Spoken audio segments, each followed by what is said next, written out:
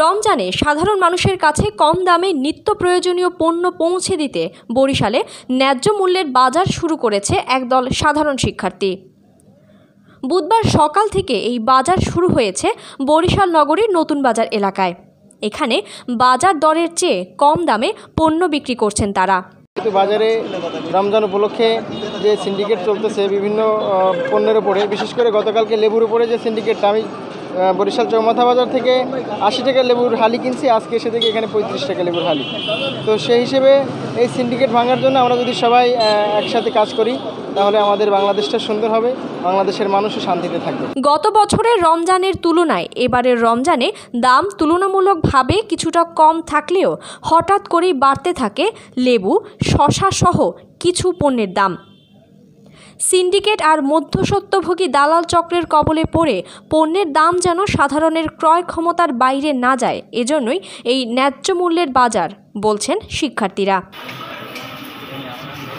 সরাসরি পাইকারদের কাছ থেকে পণ্য কিনে কেবল খরচটুকু ধরে তারা পণ্য বিক্রি করছেন ক্রেতাদের কাছে।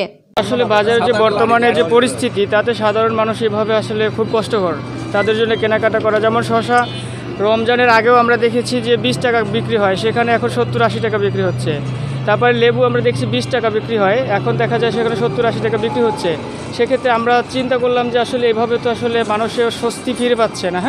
সেক্ষেত্রে আমরা নিজেরা কিছু মানুষের জন্য করতে পারি কিনা, জাস্ট আমরা সেই উদ্যোগ থেকেই নেমেছি। আসলে আমাদের কোনো লাভের কোনো আশা নেই, জনসাধারণের সেবার জন্যই আমরা এই উদ্যোগটা নিয়েছি। উদ্যমী তরুণের এই উদ্যোগকে স্বাগত জানিয়েছে সাধারণ জনগণ। আশেপাশের মানুষ এগিয়ে এসেছেন তাদের সাহায্যে। তপ্ত রোদ থেকে বাঁচতে কেউ দিচ্ছেন ছাতা, আবার কেউ বা দিচ্ছেন পানি। পবিত্র মাহে রমজান উপলক্ষে করা যে উদ্যোগটা সেটা নিঃসন্দেহে খুবই ভালো উদ্যোগ, আর এটা আমাদের সবারই আগে আসা উচিত, সবারই সহযোগিতা করা উচিত। মানে যে যেইভাবে পারে যার যার অবস্থান থেকে সবাই আগে আসা উচিত। বাজারটা সাধারণ মানুষের জন্য অত্যন্ত কল্যাণকর, বিকজ যারা সেলটা করে দেন not the professional businessman, they can serve the nation.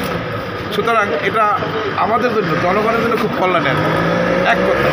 কম মূল্যে ভালো পণ্য পেয়ে এই বাজারে ভিড় করছেন ক্রেতারাও। তরুণদের উদ্যোগকে স্বাগত জানানোর পাশাপাশি নগরীতে এ ধরনের আরও বাজার গড়ে উঠলে পণ্য মূল্য নিয়ন্ত্রণে চলে আসবে বলছেন তারা। এই বাজারে এই যে ন্যায্য মূল্যের পণ্যের কারণে আমরা যারা মধ্যবিত্ত তারা অনেক উপকৃত হচ্ছি বিভিন্নভাবে। এক, আমাদের সময়টাও বেঁচে যাচ্ছে, দ্বিতীয়ত আমাদের আর্থিক সাশ্রয় হচ্ছে। বাজারে এক একটা পণ্যের এক এক রকম দাম ভেরিফাই করে, যাতে আমরা অসহায় হয়ে থাকি বাজারের কাছে। এটা আসলে মার্কেটের থেকে অনেক প্রাইস কম। যেমন আমি গতকালকে শসা নিয়েছি 50 টাকা কেজি, আজকে এখান থেকে নিলাম 35 টাকা কেজি। এরকম প্রত্যেকটা পণ্যেই প্রায় 10 টাকা, 15 টাকা, 20 টাকা কম পাওয়া যাচ্ছে।